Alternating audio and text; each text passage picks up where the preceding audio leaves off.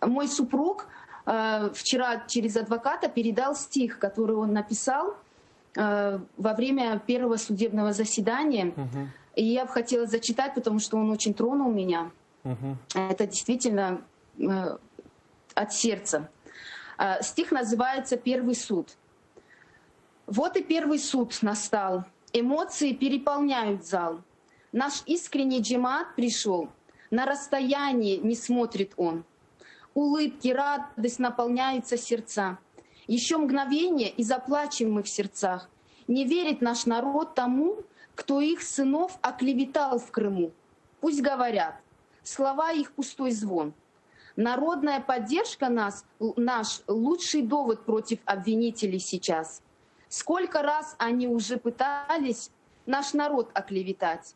То предатель, экстремист, а сегодня террорист.